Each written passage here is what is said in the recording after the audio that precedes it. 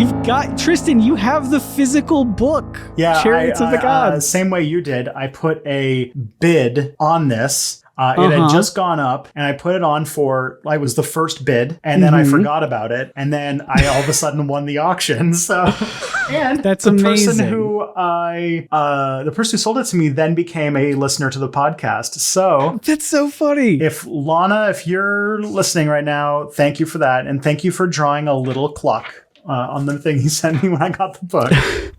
But yeah, so now we both have physical copies of this book, Chariots of the Gods. Yeah, well, we bought it used because we didn't want to accidentally support Eric Von Daniken financially. Mm-hmm. Also, we've got a guest today because we are, first of all, welcome to It's Probably Not Aliens. Oh, hey, we're recording. Hi, everyone. Welcome to the show. Let's introduce ourselves, Tristan. Hi, my name is Scott. Scott Nicewander. That's my full name. I know nothing. I'm the person on this podcast whose entire job is to sit here and learn and test the limits of microphone vocal fry. That's what I do. I'm Tristan Johnson, and I kind of know stuff. This is the thing. I'm the historian, but today we are stepping into the realm of theoretical physics. So one of the first names that came to mind when I was like, oh, we're doing theoretical physics, gotta get Isaac Arthur on here. So I wanted to give a nice warm welcome to the closest YouTuber to the stars and the aliens, who actually did a cameo in my Ancient Aliens video back in 2018. So yes, welcome. I can't believe it's been that long. Let's say, I'm Isaac Arthur, and the advice of my legal counsel, I know nothing about this stuff. In case anything gets wrong, we'll edit everything out that's wrong. Unfortunately, I know nothing about any aliens, any alien bases, any alien research currently going on in Building 154 at right now. At some point, have you ever been like, I'm going to keep making these videos, and at one point you're going to release one where you're just going to get an email and be like, no, that's too far. They're not. The world's not ready to know that one yet. Please take it down. Well, that was the one we always asked about. We have the term that we use, which is suicide pact technologies, which is any technology that was just so, you were too addictive to use that either had a problem, you wouldn't be able to convince yourself to stop using it, or that you would never know there was a problem, and like that would just inevitably lead to the planet being blown up. Like, oh, we've got black holes for power sources, and we found out they could escape from the lab later on, but now we use them. We're not getting off them, and I always figured if I actually came across one of those or something that was like a long proof that mathematically showed there was no such thing as free will, I would probably burn that and just let it ride. But otherwise, nah. Yeah, so on that technology, is like all I can think of is that really poorly animated VR headset game from that episode of The Next Generation, Star Trek Next Generation, where Wesley has to save the ship from people addicted to video games. Yeah, you need to get him back in the episodes. He's been gone too long. Yeah. So this podcast, we look at ancient astronaut claims, pseudo-history, pseudo-archaeology, and we try to drill deep into how well Ancient Aliens actually covered it, and give you a nice little brain dump of all of the actual history, or in this case, actual physics behind what's going on. And today's episode is quite different, as you know, because it's not about history. But we've been going through a series where we've been talking about, I guess a scientific term would be aliens getting busy with humans and making hybrids. And I don't think anybody needs to know more than basic biology to know that you can't make hybrid human aliens that way, because there's an entire different... We can't even do that with the chimpanzees, let alone like aliens from a whole different biological tree. So this then dovetails into a new possible explanation for the ancient aliens theory. Yes, I think I know what it is. Can I say what it is? Because I watched the episode about this. Of course. Is it the theory that the Greys, the typical alien Greys, are actually not aliens, but they are humans from the future who have time traveled back to our time? Yes. Is that sort of what you're getting at? Yep. So today is about time travel. So get in your TARDIS or get in your 18th century, 19th century spinning Yeah, let's machine. all name our favorites. Get in your phone box. I think I like the one that Simpson had the best, the toaster. The toaster. Get in the toaster. Get in your hot tub time machine. We're going places. Gotta love how The Simpsons made a explicit reference to A Sound of Thunder, which is a not extremely popular short story to make an episode out of that.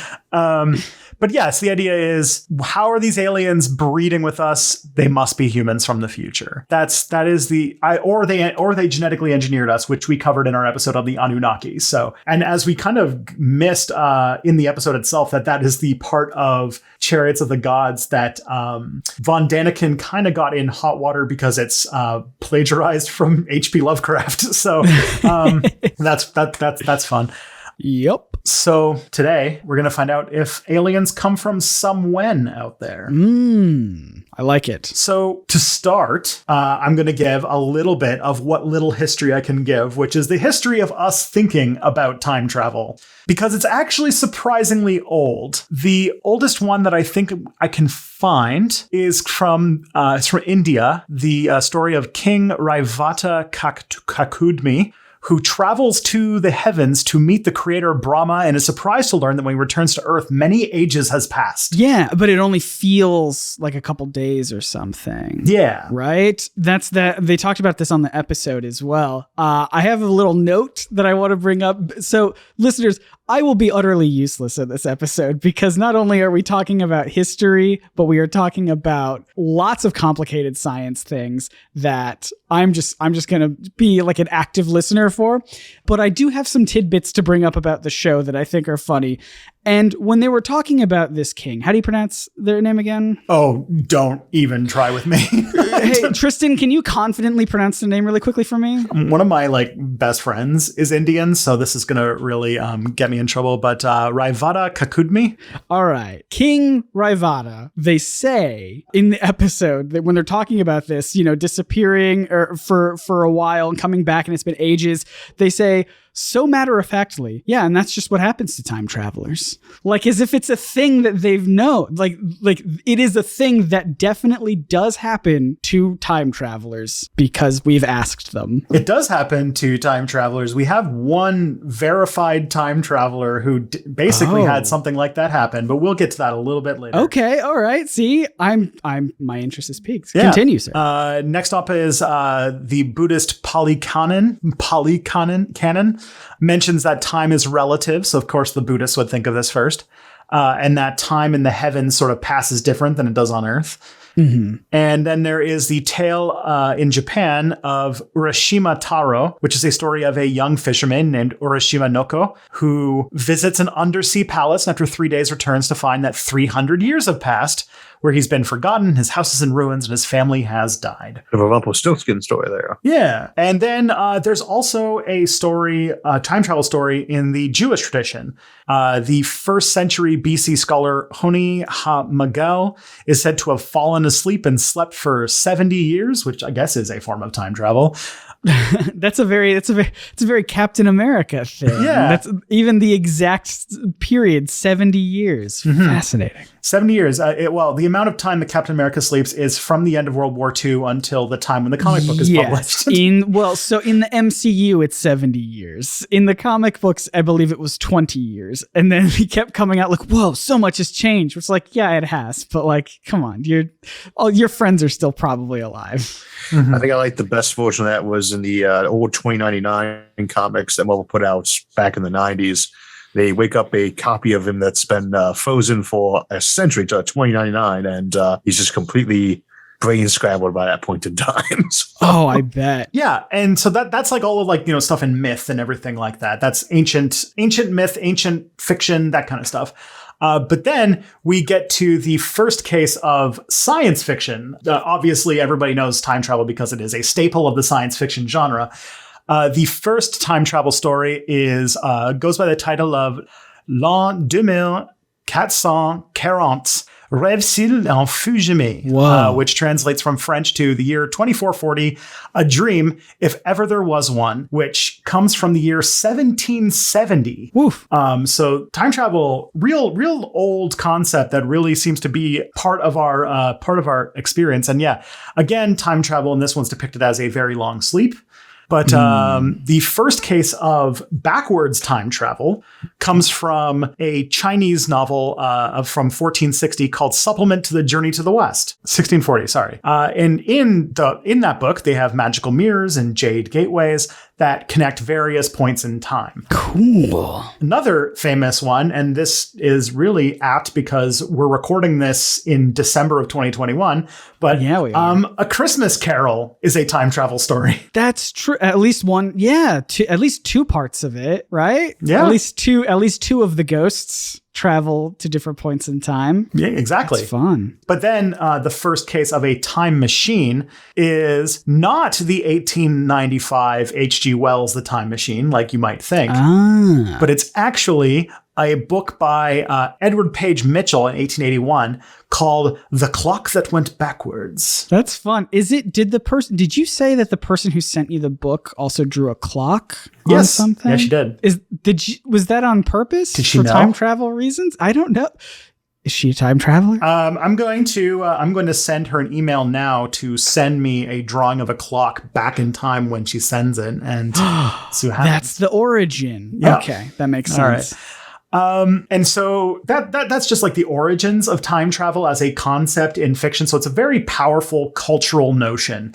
Time being a thing, the concept of regrets or speculating about things that'll happen in the future that are, from times that long after we're dead. And those two things have always piqued our imaginations. And so time being a powerful human concept sort of shows that. This is why probably my favorite physics interpretation of time as we experience it is just basically how we interpret entropy. So that's what time is. But either way, it's such a staple that today I looked at Wikipedia to find out how many movies about time travel there are, and according to this, there are over 400 of them. Nearly 400 of them. That's a lot of movies. Can we run through the list really quickly? Yeah, there's Bill and Ted. Bill and Ted I got a definitive no from Isaac. Yeah, Hot Tub that Time we are Machine. not going to be doing. Hot Tub Time Machine. Those are the three pretty much. Once you got a Hot Tub Time Machine and the two Bill and Teds, you pretty much got it. That's it. Yeah. But yeah, that's the cultural depictions of time travel. Yeah, it goes very much further back than I would have thought, and obviously continues to this day, which is also very interesting. And we're actually going to time travel to the future because it is time to take a short ad break. That's right. We didn't set this up properly, and I might edit this out, but in the future, we might play ads here in this space. We don't know yet. We've not sold any ads, but we just want to be prepped in case that is a thing that we are going to do. So, like time travel, advertisement is theoretical at this point. Yeah. To be honest, the way that this works is in the future, if we sell an ad, we will place it back here in the past. We are sending an ad back in time to this episode. See, we're what's it called? We're already doing causal loops and time machine. It's perfect.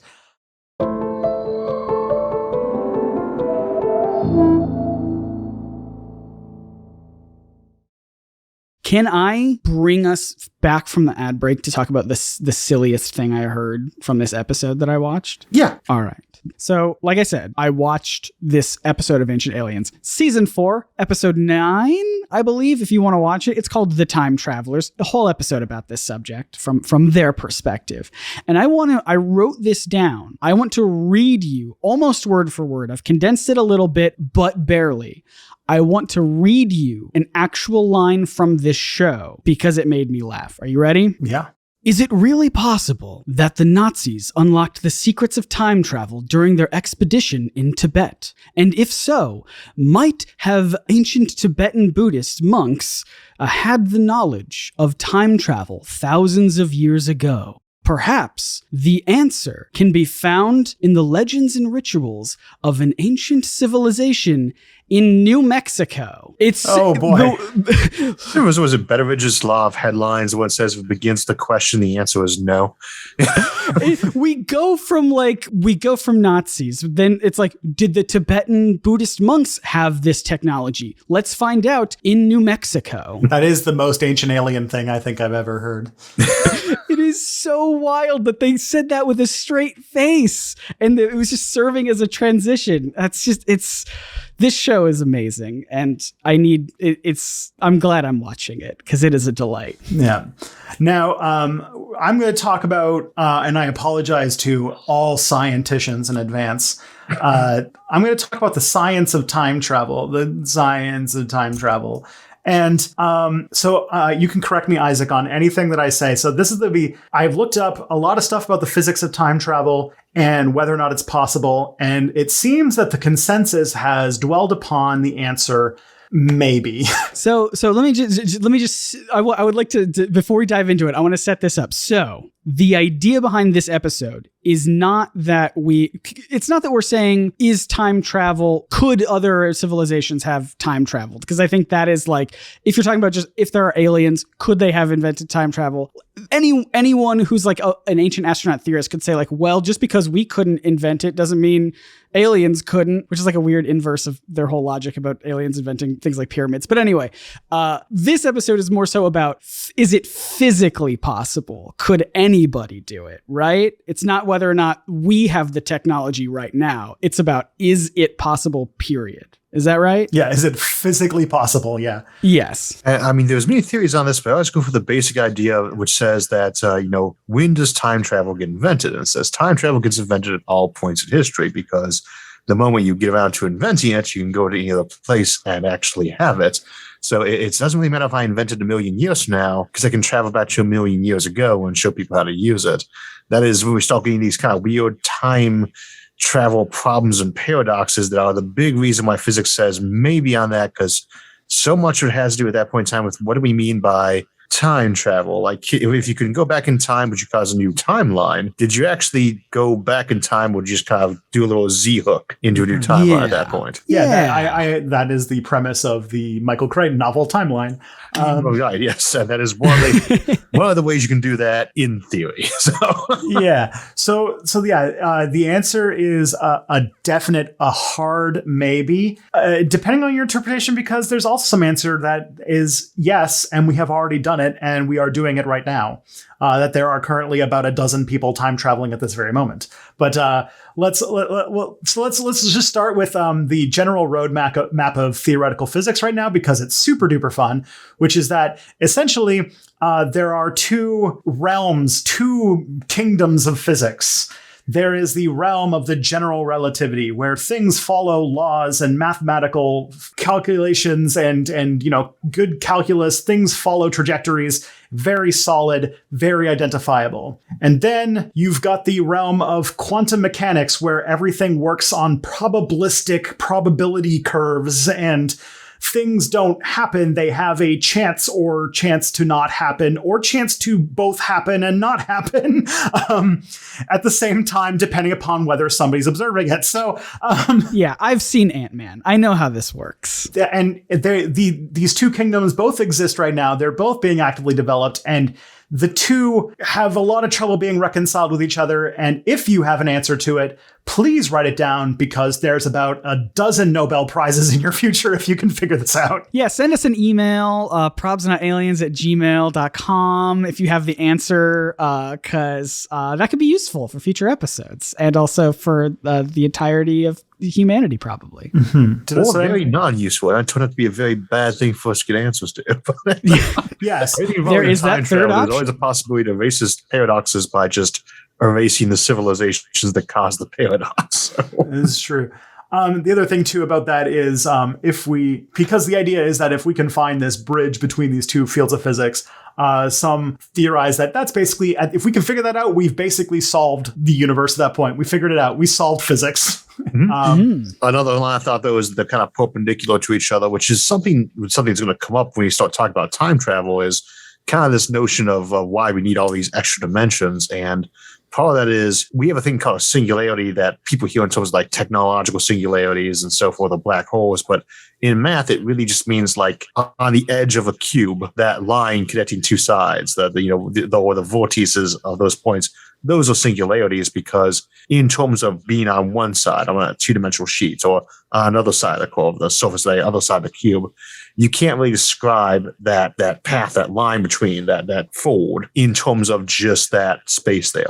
The people who are living on a sheet of paper can't really describe the desktop they're sitting on very well, or the thing that's going sideways up and down on. And it's ill-defined in terms of that place. And that's what we mean by singularity in topology. You need an extra set of dimensions for dealing with it. And we say with what we're trying to find right now with physics is between that quantum realm and that generalistic, general relativity realm, the gravity realm, we're looking for something called quantum gravity or things like that. When think of them as the connecting line on a cube face, where one at the top there, the top surface is general relativity, and the sideways crazy one is quantum, and that line there where they connect together, that's the one we need to find, because that's where all the currently interesting new physics is at, we hope. So we're building bigger and bigger colliders to smash more and more atoms together at faster and faster speeds to get the answer. And somehow we'll make a collider and we'll smash an atom so big that we'll solve physics. That's the way that I see it anyway. Now, the episode I watched does propose the question: have you ever wondered why the big collider looks so similar to the Mayan calendar? In that it looks like in that it's a circle, Tristan. Have you ever? And then to that, Giorgio Tsoukalos says, coincidence? I think not. I know that's almost like look to it. I have never wondered that, but I'm sure now that you've put that out there, people will wonder about that. Have you ever seen a dartboard and wondered why it looks so much like a big galaxy? Yeah, exactly. Coincidence? I don't think so. Yeah. Okay. So we're going to go through the different realms of. We're going to go through general relativity, which is the one that makes the most sense to a human brain. And talk about how they propose different forms of time travel. Then we'll get to quantum mechanics, and then we'll get to string theory, which is a very, very, very weird attempt to try and bridge the two. But yeah, general relativity is probably the best one that has the possibility of time travel, because following general relativity, the answer to time travel is yes, it can happen, because it already happens, and we program GPS satellites specifically to factor for the fact that they do that. Because generally, this is the real simple part of general relativity and time travel, which is that the faster you go, the slower you are experiencing time in relation to everyone around you. No, that's special relativity there, but special relativity. Okay. Yeah. General relativity says the more massive something is, the more it's accelerating. And it says gravity and acceleration are the same thing. The more time slows down. That's why time runs just a little bit slower here on the surface of the planet.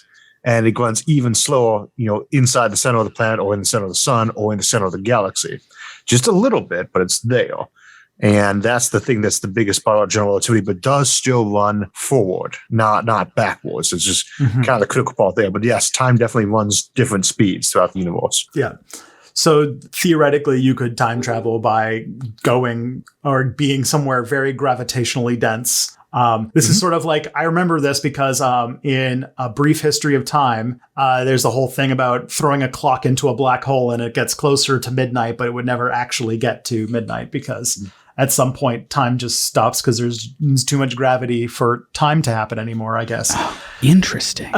Yeah, so things are related to its relation to everything else, and there's no like absolute frame of reference, hence relativity. Right.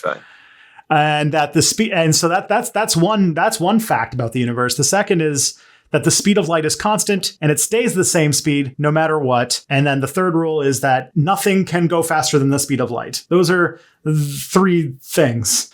Nothing with real mass can go faster than the speed of light, or even at the speed of light. This is where you get that tachyons option, which is they might have negative or imaginary mass. And this kind of gets in the context of it works on paper for math, but you can have a negative dollar, right? You can have a negative gallon of water as a debit, can you actually find in the physical universe, not the mathematical one, an example of a negative glass of water or a negative dollar, an actual quantity which is a negative value? Mm-hmm. And that's kind of tricky for that, which is why tachyons, again, are things that have a negative or imaginary mass, is mostly the same thing in that kind of context. And they would begin by going faster than light. And it's just how they work out when you take the square root of -1 there, because that's in that equation. Okay. Isaac, I'm really glad you're here. I don't know if any of that actually helped. Yeah. Okay. Well, all right. So some forms of relativity permit faster than light travel and may allow for time travel. But these depend on this depends on a bunch of things. But basically, at the core, time and space are essentially the same thing. And so the idea is to think of time as a direction rather than like the way that we kind of experience it. That there are 4 dimensions and we kind of observe time in like 3-dimensional slices. That we are like, if you were to think of like our 4-dimensional body, it's like a worm that goes from our birth to our death, and that we are kind of experiencing it like almost like like one of those like slicing MRI type things.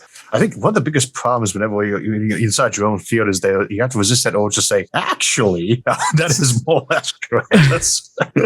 All right. Sweet. Good. I'm 1 for 4 at this moment. Okay. But yeah, as you mentioned in general relativity, gravity affects time as it does in space. And that's why, to this day, this is one of the cool facts that GPS satellites do have to have programming in them that factor for the fact that they experience time differently than Earth does. And this is called time dilation. People always ask if this is a real thing, if this is just on theory, but no, we've checked this stuff. We can literally, if you put a clock on a shelf above another clock and they're accurate enough, the one that's higher will run slower. We have literally checked this at this point in time. We've put them on airplanes and actually bought seat tickets for them so they could run around the world, and they are off by exactly the amount we predicted by both special and general relativity.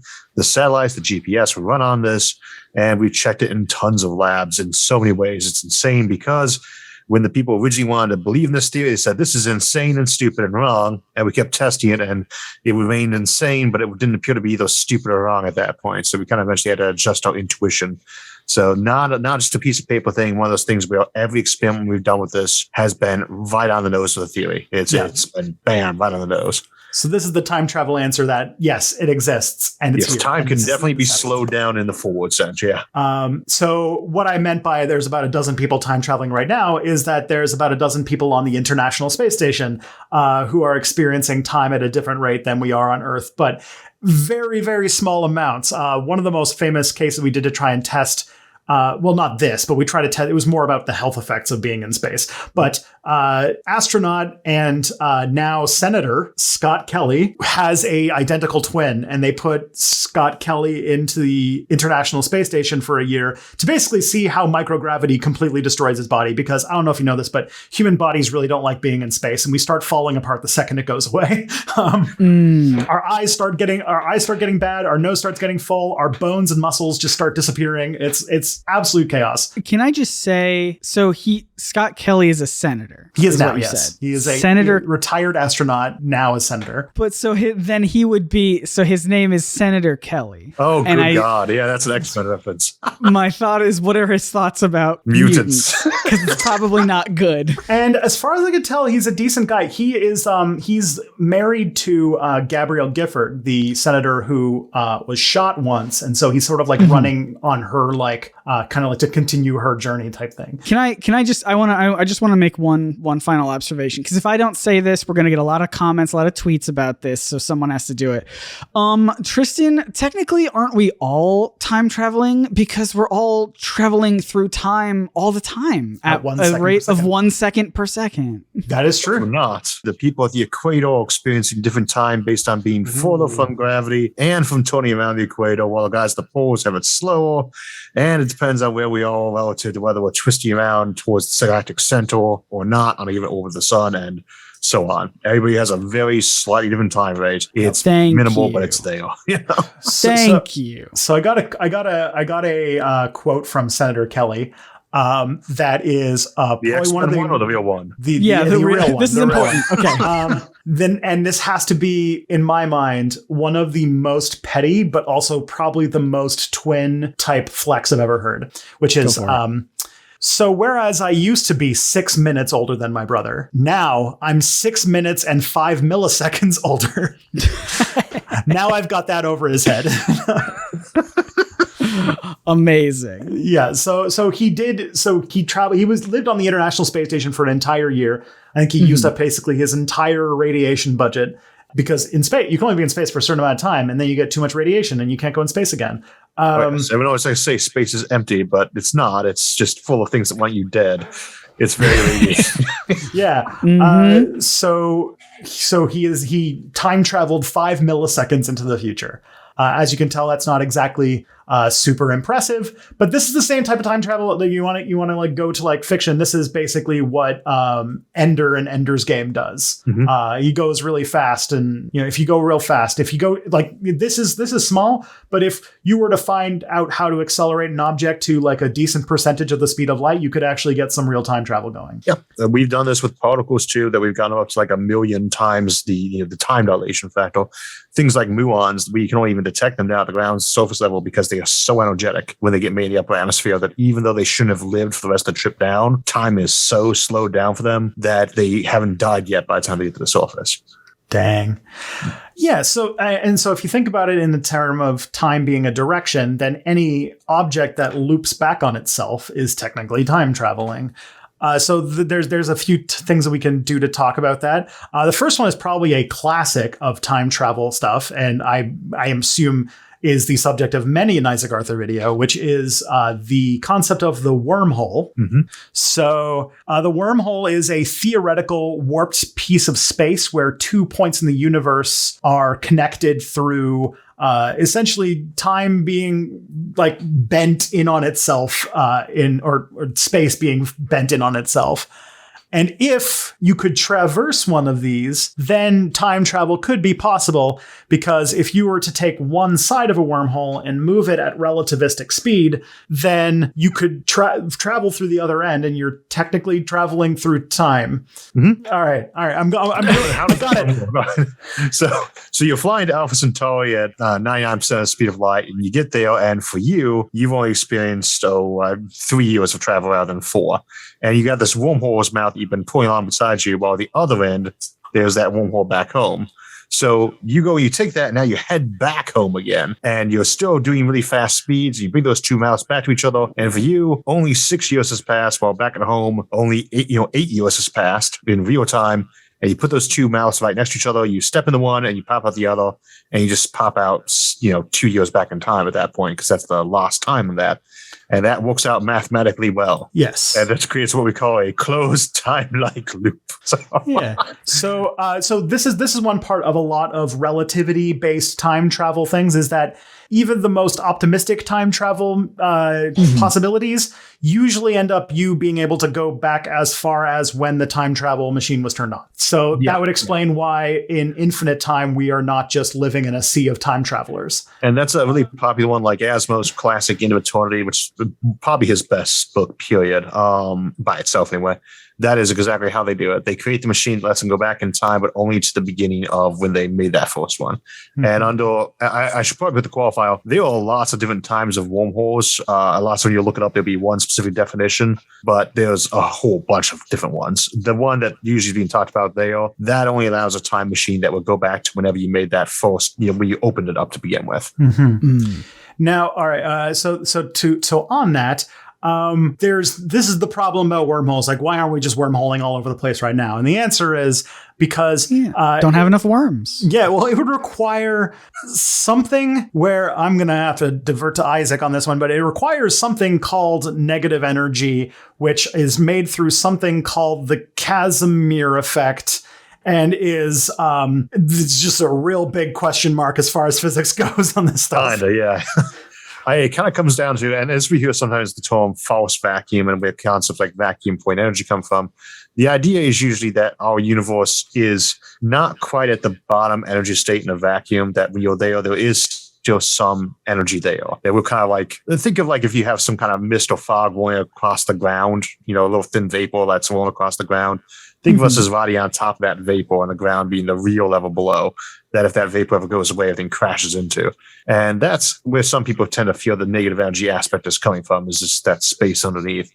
In which case, it doesn't really allow for a lot of the stuff they'd like to do with wormholes and so forth. But what you can do if negative energy is an actual real thing, or if negative mass is a real thing, like there are actual particles of it, then, and we're not sure if this exists, then you can start doing things like choking open a black hole's mouth with it so that you can actually put something through that black hole's singularity so that it no longer would be crushed, destroyed, ruined, and stop traveling entirely. And that's where things get a lot more dicey because, again, it works on paper really well, but we have yet to detect any evidence of a single bit of negative mass. And when we say we've detected negative energy, we mean kind of in the context of that example I gave earlier where things are floating just a little bit off the ground. Basically that it's kind of like saying we have negative temperatures because water freezes at 0 Celsius or 32 Fahrenheit, but it's not actually the real zero. The real zero is further down. Gotcha. But if you live in a place that can never get beneath that, like because the entire place you live on would be destroyed if you went beneath that, it gets debatable if what you're looking at there is really the zero or if there is actually something negative. Yes. On that, this is another question I had because I have heard that there's something related to this where, like, if we actually were to get to 0, it would cause some sort of cascade event that would basically destroy the entire universe or something. Yeah. It's called a false vacuum collapse. I think it's, dial up to 11 version of Omnicide.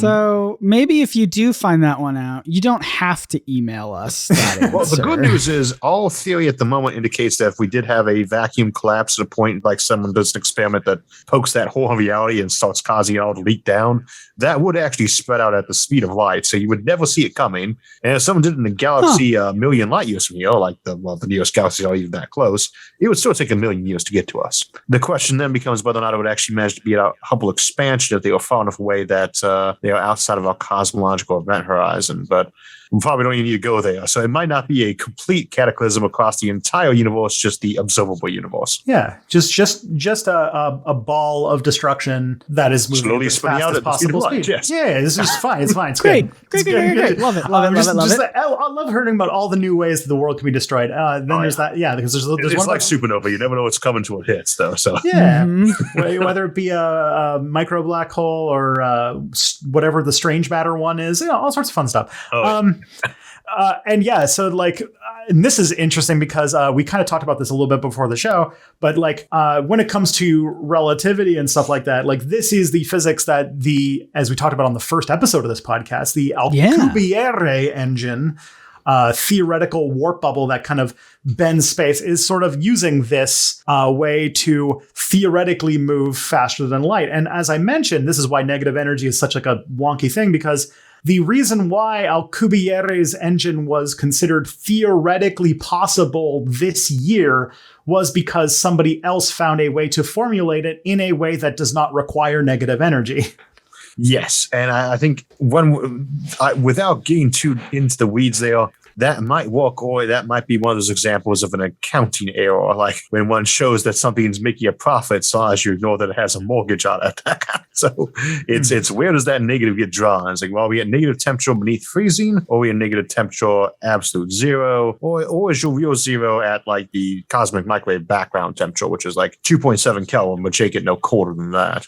And so a lot of these cases, we say, find me a single piece of negative energy that you can actually solidify, or a single piece of negative mass, and the game completely changes. But just by default, until someone gets that, I'm always going to assume that these things are basically math glitches. Mm-hmm. And we also talked about this right before the show, but there's a news story that came out around the same time as now. But you kind of implied that it's kind of overhyped. But it does imply that DARPA is investing money in these sort of Casimir cavities. And so I don't know what the Army thinks they're going to get out of this, but Alpha invest in all sorts of crazy. And I've had occasion to work with them in a professional capacity a couple of times too, and they're wonderful. They get to do all the fun stuff. But if somebody brings up something crazy, if there's any decent reason to believe it's solid, and it certainly is something like the warp drive, you got to look into it. So they do, and so they get to have the fun of poking the holes and everything, or trying to figure out how to make the, if this does work, what kind of weapon can be made out of it. A lot of fun stuff to be done with them. But. Yeah, I don't really want to imagine what a Casimir cavity weapon would be, but okay. I just imagine it will either be nothing or the worst thing. Possibly both at once. So basically, the kind of conclusion on wormholes is, to make one, we would need a lot of an exotic matter that we are not really sure exists.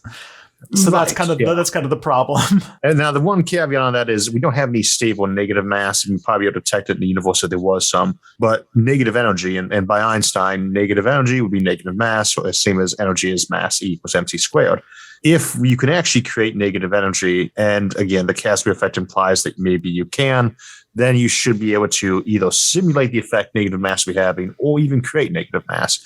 And that's kind of where they're going with that. But I hold very firmly to the thing that until someone hands me a negative glass of water, I don't believe that they exist, even if they work on math. That's a good way to think about it. This next time travel, so that's the book that closed on wormholes. But the next one is possibly the using relativity, thinking of possibly the most stupid, simple way to travel through time. But and it only requires a piece of matter 3 times the mass of the sun. Oh, I got one of those. So what you do is you take a bunch of matter 3 times the weight of the sun, or the mass of the sun. Then you make it into a really, really, really, really long cylinder. Okay. It's called a Tipler cylinder. It was theorized by Frank Tipler. And essentially, it's been described as a black hole that has passed through a spaghetti factory. So you basically make a spaghetti-shaped black hole. I like it. And then if you find a way to take this cylinder and spin it at a speed of a few billion revolutions per minute, and put a spaceship nearby following a very precise spiral course around the cylinder, it could travel backwards in time on a closed time-like loop, according to a group called the Anderson Institute, which is, I did not know this exists, a time travel research organization. Tristan, this sounds real easy. It feels like we could do this. I've eaten at Olive Garden. Their spaghetti is dense. So I think we're halfway there. So some people have said that there's a problem where the cylinder, in order to do this, would have to be infinite long. Which is it sounds like a kid answering, "This is my infinite long tube, and if you move around it, then you can." So Isaac, now, to make an infinitely long thing would take an infinite period of time too, which the other problem is. I should probably note that while I think Frank Tipler gets way more criticism than he should on some things, he has been known with good reason to be considered a very controversial figure in theoretical physics. At the same time, I do think some people take pot shots at him unfairly too. Not entirely though. He's also one of the ones who worked very heavily on the Fermi paradox, and is actually kind of the main developer, besides Mike Hart, of the view that I tend to take, which is that alien life is probably just very rare in an intelligent form. But he has the basic concept does work on mathematical grounds mostly. There is some debate on that, but you do have that problem is you're basically taking a black hole, and this is what 3 times the mass of the sun is what you need to make a black hole, right? And you're stretching it out to be a one-dimensional line instead of a dot. And you're spinning it really, really fast. And that is essentially the notion there is you could then follow along that and swirl down and be able to reach back in time to whenever the thing was first made. Problem being, again, that you'd be having to stretch that black hole, and we have no idea how, infinitely long, which we have no idea how, which take an infinite period of time, which you probably could not do. So that's all right.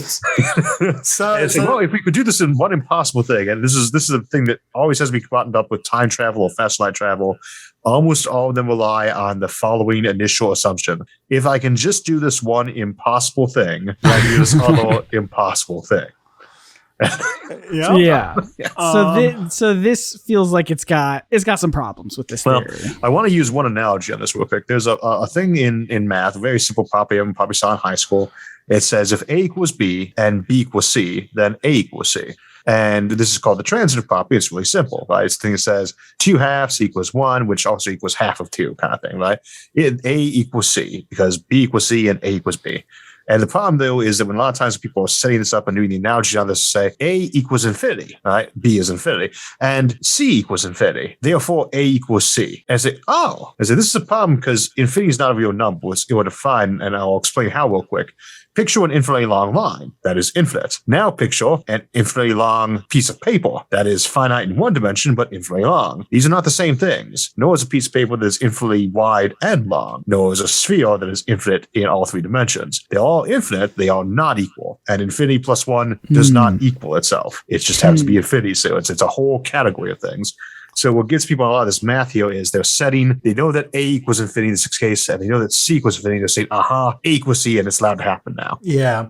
I always think that infinity is mathematicians trying to troll us until I realized there was that one mathematician who studied infinity until he went insane. So, I don't know how they prove that he went insane after studying infinity. Okay. He might have started there. But, sometimes you don't like spaghetti or a time churro, if you will. Mm-hmm. Yes? Okay. But maybe you want to just go, you guys are both American. Maybe you just want to go to Dunkin' and get a time donut, which is our next theoretical time thingy. This one comes from a theoretical physicist by the name of Amos Ori, which is at the Technion Israel Institute of Technology in Haifa, Israel. So this is a proposed model that would make a time machine out of pure curved space-time. So if you can manipulate space-time into the shape of a donut, a donut-shaped vacuum surrounded by a sphere of normal matter, then it would create an area with a warp in the space that would enable timelines to close in on themselves, and you could return to visit our time. But the problem with this one is that it involves being able to at will manipulate space-time, which is not a thing we can do. More or less. We can manipulate it a little bit. You'll manipulate it just by taking 2 pieces of masses together. This is very similar in concept to what's called a Kerr ring, which is where you take a bunch of black holes or a bunch of neutron stars and kind of put them into a donut-shaped ring. And you spin them up really fast so they're orbiting too quickly to actually fall into each other.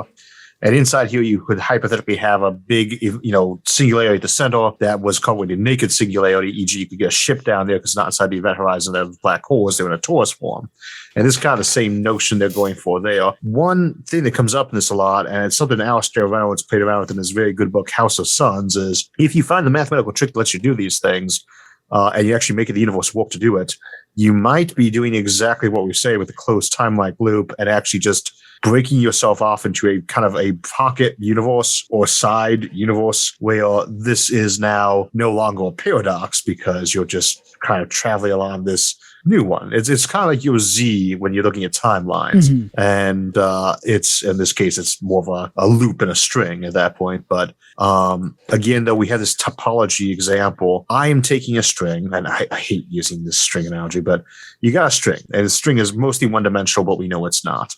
If I actually loop it together so that 2 pieces of it touch, just let it fall on the ground and loop, those 2 things are now touching, and I can crawl between those 2 things in real space. But I couldn't if it was only one-dimensional. If it really was just one-dimensional, those 2 points did not really touch. This is where we start getting these higher dimension aspects, because in order for that string to be looped and touch and for you to cross between it, there actually has to be more than one dimension, 2 or 3. And we kind of have the same one before we start talking about doing these closed time-like loops or these other ones. They work as a non-paradox so long as there's that extra dimension, the big long line. You're using the example of time being like a big worm thing that we travel through with like little slices. That works if I can take that big worm and connect its heads together. But you need one extra dimension above what that worm is to do that. And that's kind of where that's going to end up going with the closed time-like loops for that one too. To make these world lines reach and meet each other, you need an extra dimension or more than one. So if anyone's got any dimensions they want to share with us, we can do some time travel. It feels like we're missing some. Yeah, we could use a couple more. Looking for some dimensions. I'm going to put a wanted ad on Craigslist and see if anyone's got some. And they don't have to be big, though. It kind of like with a sheet of paper. They can potentially just have an up and a downside. They'd be really tiny. And that's potentially so tiny they're smaller than atom, just up and down. They don't have to be infinitely long. So we talk all these extra dimensions. Sometimes all we need is up or down. Yeah, this is, as far as I can tell, this is the one that is the least bonkers of all of these things. Oh, I don't like to think of any of them as least bonkers. They're all sane in mathematical grounds. Yeah, but I saved my favorite and what I would call the most bonkers for last, because not only does this have, it uses real, relativistic physics, but it has two wonderful things. One, it has a creator with an origin story that is right out of Marvel Comics. And two, it is made by a guy who swears up and down that he's going to make it soon. Yes. So let's talk about a wonderful, wonderful man by the name of Ron Mallett. Ron Mallett is a physicist who I think works at the University of Ohio. And he had his father passed away of a heart attack when he was young.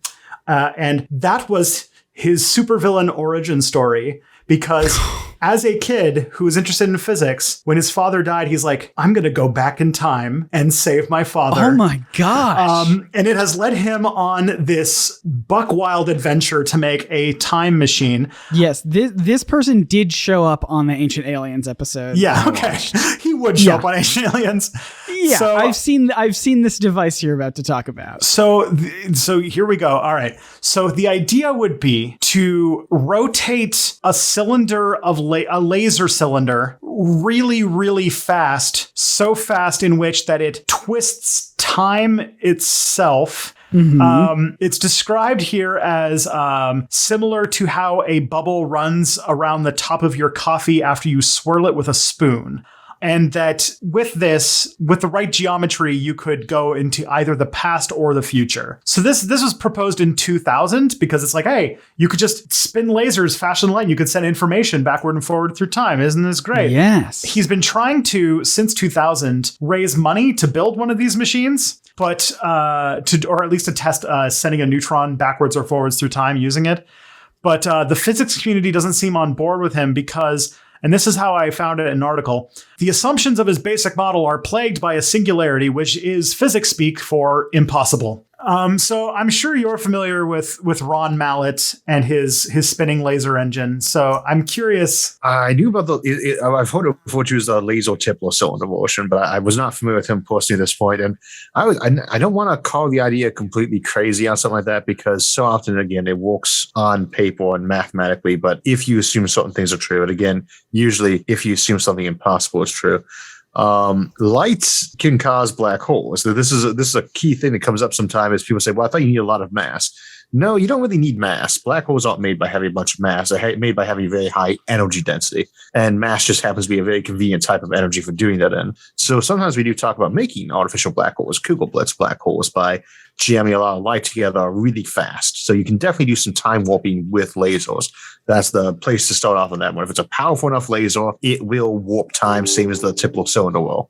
I have no idea why rotating it would have any effect of the Tipler cylinder thing on that, because there's nothing really to spin. You can't really spin the laser beam the way you would like to give it angular momentum, but I could be wrong about that. I mean, I never really thought about it in those terms, but I don't really see how that would work. But as with all these things, you get that singularity thing, and it's not to say that it's impossible. It just means it's ill-defined. But it's the edge of the cube where the two surfaces meet, the upside and the sideways side and the front and back side.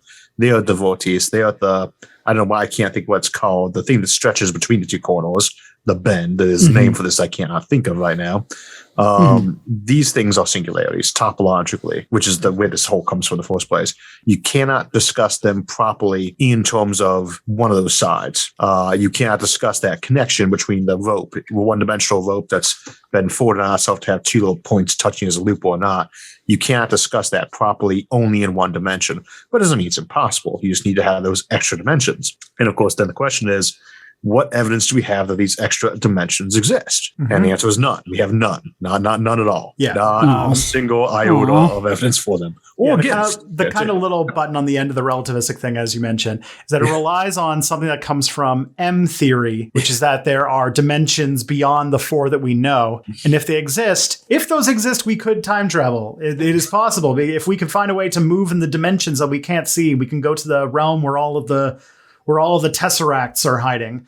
And now, in some portions, this doesn't even require that you actually have time travel in the sense we'll think you have, because it says in a big enough universe, one of infinite improbability. So, well, every possible thing that can exist has existed. So, in every clone of this universe, every single possible, assembly of atoms that could happen, every combination of a deck of cards that will only scale to the universal scale exists at some point.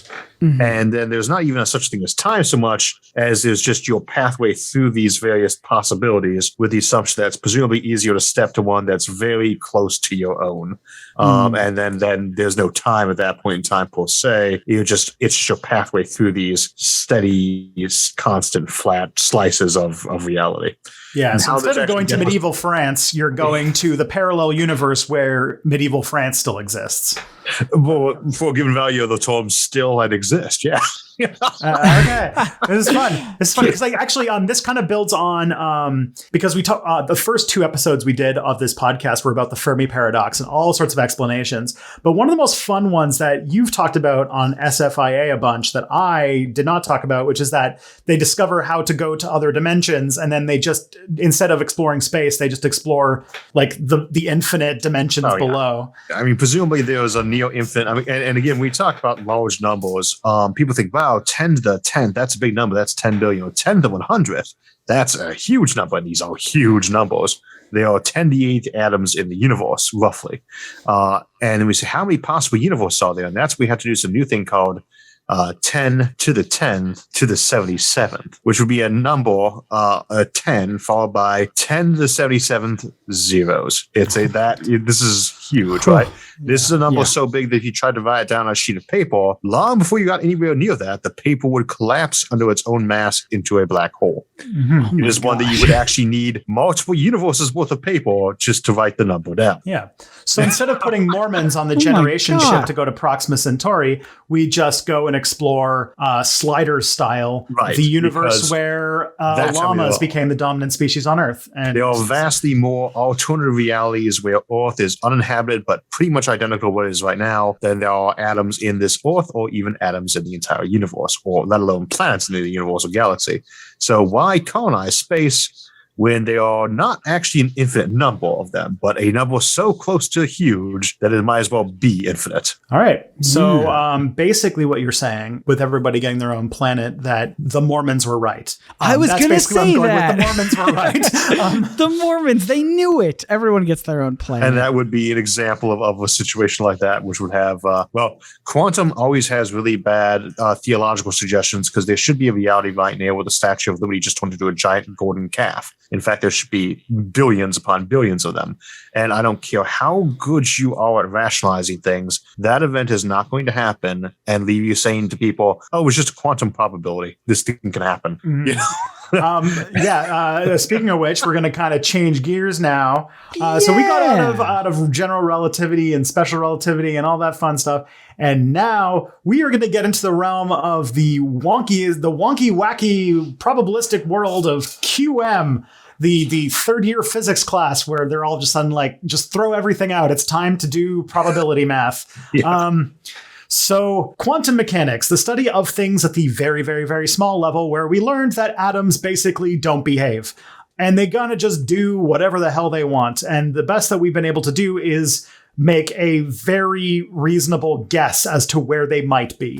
So essentially, like through quantum mechanics, if I were to smash my hand on this table, with general relativity, the chances that my hand would go straight through are 0. But with quantum mechanics, the chances of my hand just going straight through is very, very, very, very, very, very small. Yes. But not impossible. But not impossible, yeah. And I would say quantum and its very math-heavy nature is a good reminder that, I was beating up earlier on things that we could demonstrate mathematically, but not in reality. quantum is a great example of things where you could argue that point pretty strongly. And one reason why people aren't completely nuts, they talk about some things just being mathematically possible.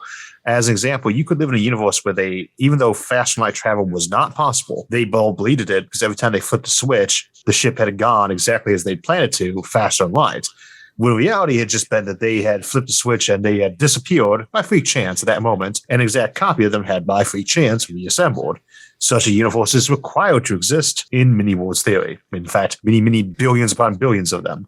And even though for most of those universes, the next time they flip the switch, it will work. There will be some place where they've been doing that for eons to the point that they would think you're crazy to just suggest that this doesn't work. And that's the same thing would apply to time travel. If you have mini worlds, if you have quantum like this, even though the number of realities that can happen is vanishingly small compared to the total number of them, there should still be a huge number of them where right now some dude has stepped into a blue police box that is actually a vaporizer, blown himself up, and yet reassembled somewhere else in space and time by pure coincidence, has done this thousands of times that he actually believes he has a time machine. He doesn't, but to everyone around him, he might as well. Yeah, so that's amazing. Maybe the Futurama argument is real, which is how we get faster than light travel is just by changing the speed of light. We just make it higher. Yeah, well, that's an entirely different one. For that one, quantum permits the one thing just by, quantum resurrection is war. So if the universe lasts long enough and is big enough, you will eventually pop back up as a copy of yourself. But, and that doesn't even really require quantum.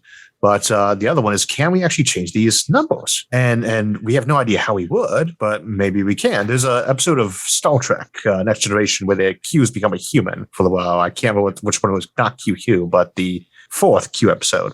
And they're trying to deal with the problem of an asteroid on the planet. He says, well, this is easily solved. Just change the gravitational constant. And Joyce says, we don't know how to do that. And he's like, oh.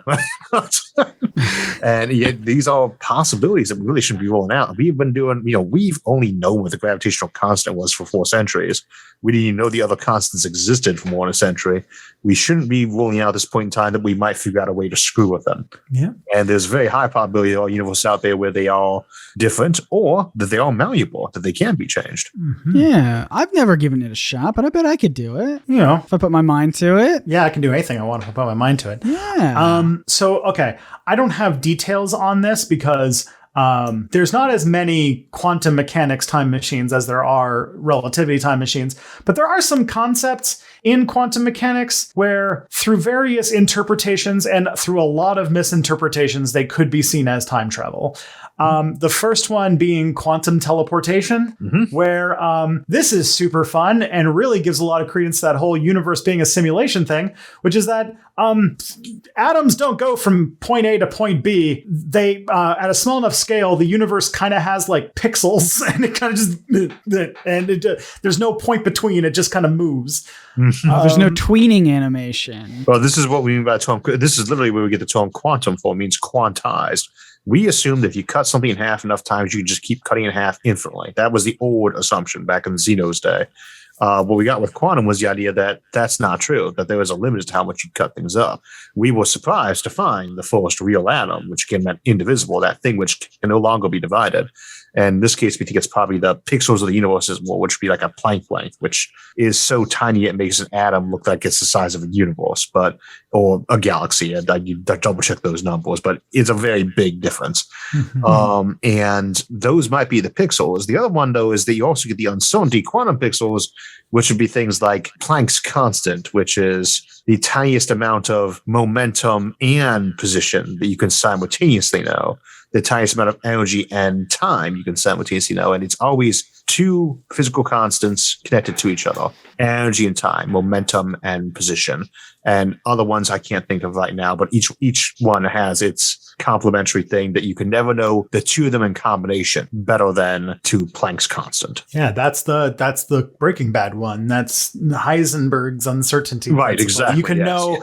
You can know what direction it's going or what its mass is, but you can't know both at the same time or something like that. Yeah. Because physics. This is, I mean, like the most basic quantum mechanics thing is the whole 2-slit experiment where you put light through 2 slits and like in some cases, it acts like, little photon marble shooting through. And then if it's not, it's like through probably, like it works more like a wave of probability. This is where my brain just starts imploding in on itself because this is like the earliest, easiest stuff that then people start going into real woo-woo territory with. Tristan, this is me every episode. Yeah. Whatever you're experiencing is me every single time we sit down to record. But I just know that these ideas are like possibly, and this is why I want to be very careful with the discussions here, because these are the most easily misinterpreted aspects of physics that very often have translated in bad ways. And I know the double slit experiment, and the concept of observation and stuff like that is very misinterpreted. No field of physics has given birth to as much crazy mysticism and non-crazy mysticism, to be politically correct too, as quantum mechanics. Quantum is just right for that territory. Yeah. And I mean, I think the key thing is to understand with quantum, we talk about something's uncertainty. Imagine you had an escaped convict getting off somewhere in the woods that you knew from the last point of contact that he had broken out of the back of the police wagon at 12 o'clock midnight. That's your last sighting of him. And you know that he could be moving as much as 3 miles an hour, but probably is only moving about 2 because he looked like he was limping a bit, right? Mm-hmm. And now you can actually get a good idea of what his position would be, right? But it's somewhere inside a 3 mile radius. The 4th mile by 2 hours out, it could be as much as 6 miles, but he might be moving in a bit of a jagged motion. He might not be moving in a straight line. He might only be moving 2 hours an hour. Might stop to rest. So you kind of have a probability distribution that puts him loosely centered on that truck out to a circle, but it's not quite evenly distributed. Simple enough concept. Everyone gets that. You know where he's at to be searching. You don't need to search more than 6 miles away at that point in time because he can't have got there yet. The big thing to understand with quantum is that, once we pin this guy down to where he was next sighted at 2 o'clock, we see him somewhere else. We start that circle off again, and that circle of where he could be, since from his last sighting expands with time. With quantum, the key to understand is that he doesn't actually have a real position that we just don't know yet. He really is spreading out that entire distance till we pin him down again. With quantum, when we look at him and he's there, he just suddenly appears in that spot. Part of that, he really was oozed all over the place. It wasn't he might be in these places. It's that he was. Mm-hmm. And that's the weird thing to understand there. Yeah. But conceptually, it's not that tricky. It's the same as with the prisoner. This atom could be in so many different positions because we don't know. And wherever we get a pinned on sighting, that's where it actually was. With quantum, that we just say that's where it now actually is, as opposed to saying we just didn't know it was there. It actually wasn't there yet. It was spread all over the place. So I don't know much about what quantum teleportation is, but on the pixel aspect, I imagine it's moving more than 1 pixel at a time. Which I think I have seen stories of physicists who are basically trying to get that distance as wide as possible, but I don't. Yes.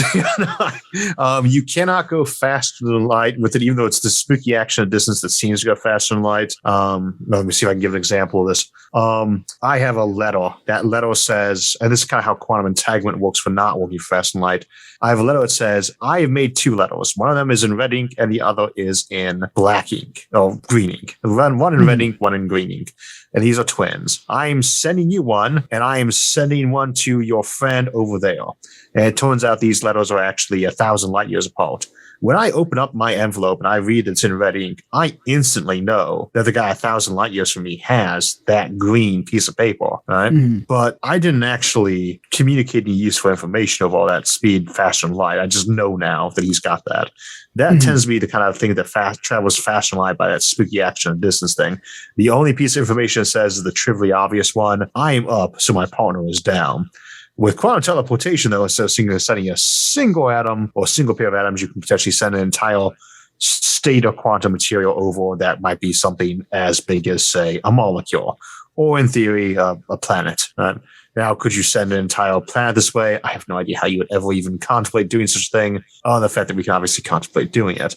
But it doesn't really allow classic time travel the way we're thinking about it. It allows it in that same way that I suggested earlier, where the guy gets into a copy of the TARDIS, turns the button, explodes, and somewhere else in the future, somebody is assembled just by coincidence who happens to be identical to him in every way, including his memory of that last moment. There was no time travel there, but there kind of was. And that's the quantum time travels for the most part. It didn't actually happen, but for all practical purposes, it did. And that's kind of the hard problem is, did we actually time travel at this point in time? Because I have here a person who says this, who would pass any identification test saying he was that guy and believes it. And the event was witnessed and recorded. But it wasn't time travel, it was just quantum, right? Yeah. Yeah. And it's like, yeah. Prestige. And that is absolutely loud on the quantum. And then the other one you hit on is quantum entanglement, which is another thing that has been misunderstood. Yeah. But yeah, like these are the things that are cited as possible time travel possible things. But I think it speaks more to just how little we understand this stuff than yeah. And I mean, everything I've said, take with a grain of salt too, because the one thing you learn as you get into theoretical physics is that the stuff that we do know can still really fit on about one shelf in terms of raw theory, maybe even less when you really boil it all down. And the stuff that we don't know could presumably fit into something much bigger than our universe right now. There's a lot still to be figured out. At the same time, though, we got to be careful not to invent too much stuff around that, because it's not that it's wrong to speculate about these things, but if you speculate about them enough, people start locking into them as the truth, or probably true, because people say it a lot. And it's best to always have this truth backed up with actual experimental evidence. Yeah. Then we've got the last bit we got here on QM is we've already kind of touched on it, the many worlds hypothesis, that we live in an infinite spectrum of universes that are in various different combinations of atoms at all times, and that you could quote unquote time travel by walking into the universe that's exactly like the way our universe was in 1954 in that exact place. But you're not really time traveling. You're going to another dimension. But like to do like actual time travel would require a knowledge of fourth dimensional geography that would require basically an entire fundamental re-understanding of quantum mechanics to actually work. Yeah. Sorry. Yeah. I was gonna say, can I share with you a very silly? When I first learned about the many worlds hypothesis, I was like, oh, okay. So does I guess I envisioned a very silly thing where, like, somewhere out there, if this is real and there are, infinite worlds or whatever, one of them involves me going back to spaghetti. One of them involves me boiling some spaghetti, putting my little strainer in the sink and going to strain it, and every single noodle goes perfectly clean through the holes and passes through the whole colander. I like into that my analogy, sink. Yeah. And there is theoretically a universe where that happens, and that just makes me laugh every time. Excellent. One physicist named David Deutsch argued for the many worlds hypothesis interpretation of time travel, but another physicist showed that even if right, any macroscopic object larger than a few thousand particles, and here's where we get real fun. This is the part where my brain just literally imploded. Any object larger than a few thousand particles would split apart into many different versions of the universe, and oh god, I've gone cross-eyed. So basically, by crossing over into the other universe, you are then creating infinite more universes where each like if a person did a time travel through this possible way, if you were actually a person were to travel to their dimension, you would be creating billions, trillions of new dimensions by doing so, and in every one of them, a few atoms of that person would go into. So you would basically just be splattered across the multiverse. Well, not exactly. I mean, you probably would never survive this sort of travel as possible. But when we talk about the infinite number of universes, we say that it's like, there's like 10 to the 10 to the 77th of them, right? What happens if I actually can move something into another one of these? Like just me, one atom or whatever, as a person. Isn't there now a vastly larger number of possible configurations of that universe? The answer is yes, right? So the only way you don't infinitely get a vast number of infinite number of universes at that point, if you can move between them, is if you either can't move between them or you can't actually move mass between them, just information. So you basically copy yourself into these things, which kind of raises the issue of if there's an infinite number of universes where people like myself are traveling to a world that looks exactly like Earth, just minus people, and that world is exactly the same, but there's an infinite number of me's that are identical coming to that exact same Earth. What happens to all those infinite me's? Is there just that one universe they pop in? And of course, the other follow-up question, does it matter? If I find exact copies of the universe, have I actually found another copy that's identical, or is it really just the same place? And kind of from a philosophical and metaphysical standpoint, no idea. It might not matter, but that is kind of what happens when we start looking at those many different copies things. If I move to another universe, or if I tap another universe for energy, am I not changing the number of states available? And that's why I support the Copenhagen theory or interpretation, because it's the one in which many worlds does not work. So that's the one in which the cat is either dead or alive and then gets determined to be one. Whereas many worlds says the cat is not either alive or dead. It's both. There's a universe where the cat died, and there's a universe where the cat's not.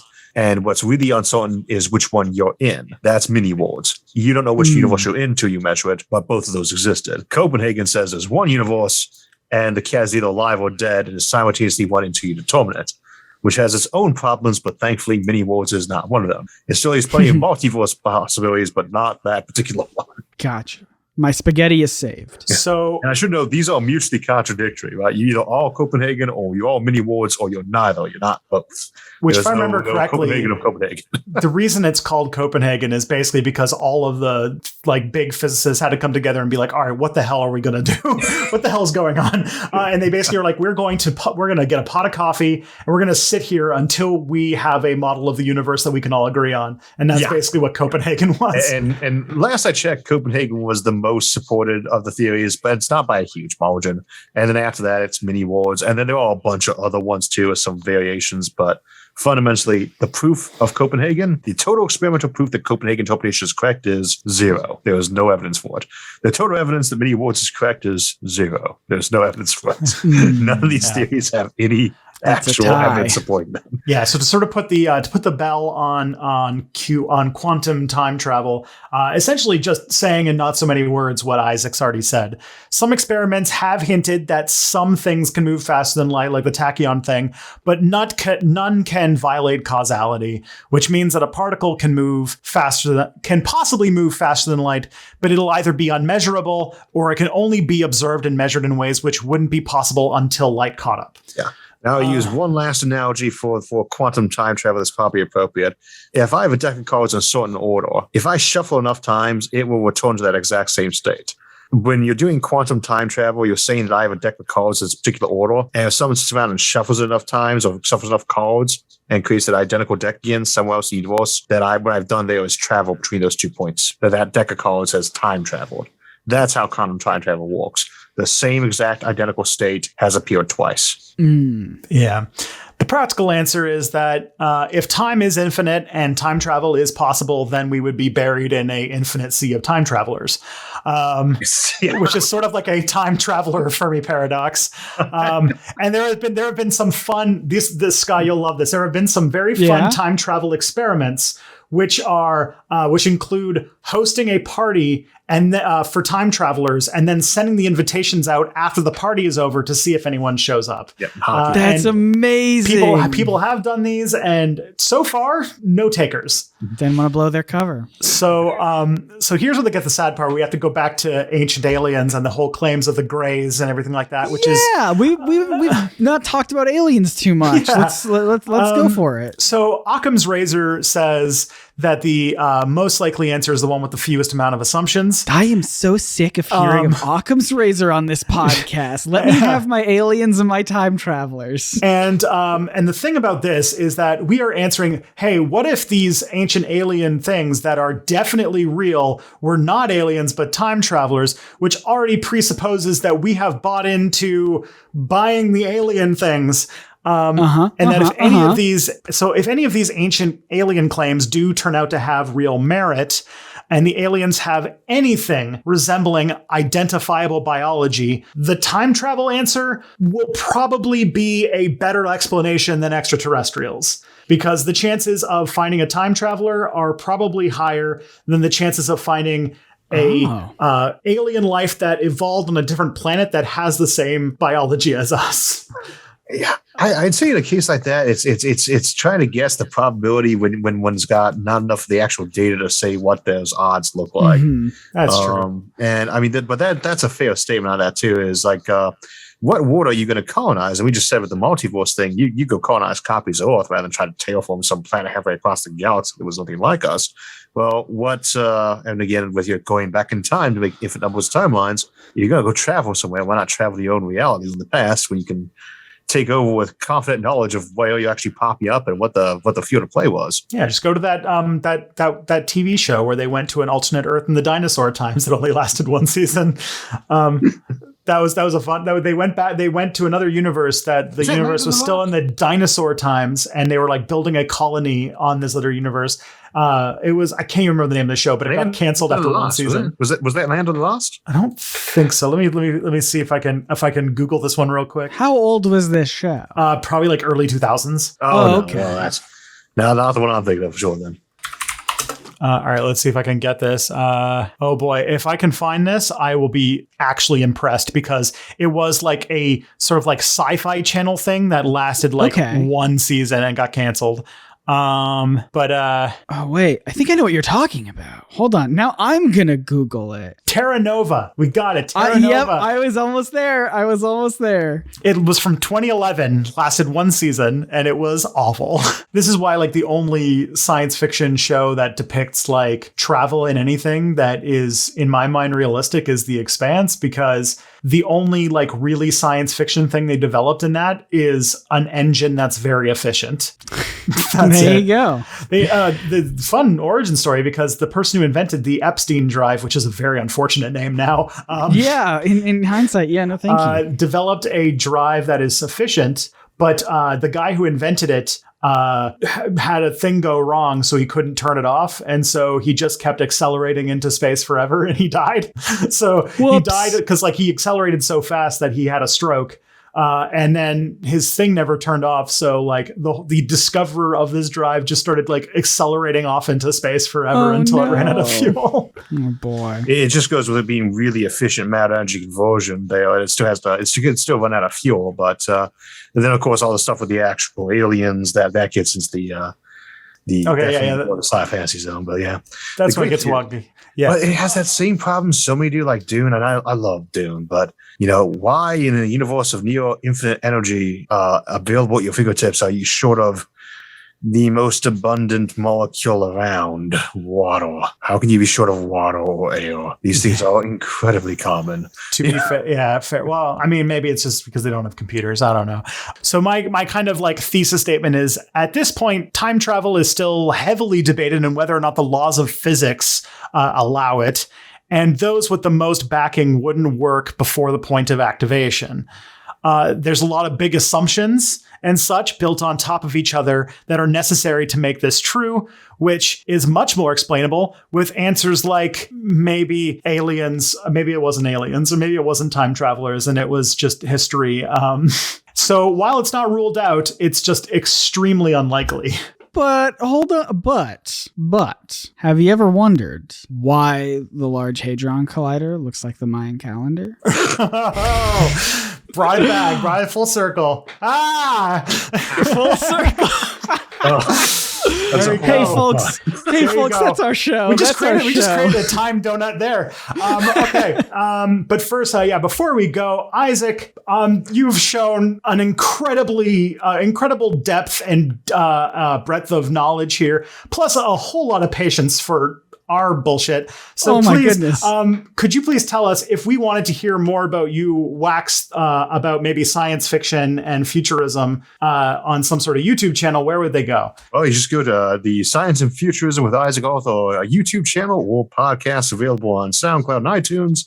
And if you want to hear more about time travel, try out episode Time Travel. And if you want to hear more about the quantum aspect of things, look up our episode Infinite Improbability Issues. It's the one with the guy eating the cheeseburger at the front of it. And the quantum cheeseburger explains everything you need to know about the topic of quantum time travel. Oh my gosh. Isaac Arthur's a great listen. I can say this because it's legal in my country. Very great cannabis listen. And just very relaxing overall.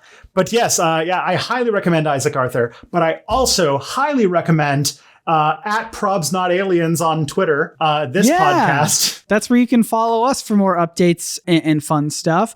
As of this recording, I know we're like 3 months ahead of schedule, but we just passed, 1,000 followers over there, and this podcast has over 50,000 downloads. That's amazing. We've only been doing this for 2 months. Thank you all so much for listening. And it's all because of I don't know if it's us. I don't know if it's the topic, but you guys seem to like the show, and it's very flattering. Tristan, where can people find more of you on the internet? If you want to hear me talk about something that is completely not related to the things I talked about today, you can go to Step Back at stepbackhistory.com, where I talk about how the past well, it's kind of about time travel. It's about how the past intersects and shapes the world that we live in today. There you go. And what about you, Scott? Where can people find you? Oh, you can find me on YouTube at Nerdsync, Nerdsync, where I make very long video essays about comics and cartoons and sometimes history as well. So come check it out. I'm still figuring out what my channel is going to be like in 2022 as I approach nearly a decade of doing this. You'd think I'd have an idea of what I'm doing, but still working on it. And like I said, thank you so much for all the support. Thank you for leaving reviews. We're going to read some more reviews in the future, and they're just so great and they're so wonderful. And thank you so much for telling your friends. That's a huge way that this podcast gets out to more people. So, and a very easy link to share with your friends is probsnotaliens.com. It's got all the links to Apple Podcasts and Spotify and Google and all those places. So we just really appreciate the support. It's been a blast so far, and I can't wait to keep going. Yeah, we're all waxing poetic because it's the last show of 2021. We're going on a pretty long break. But yes, everybody, there'll be no break for you guys listening anyway. Yeah, no, there'll be another episode next week. Yeah. But yeah, everyone, until next time, the truth is out there. Probably.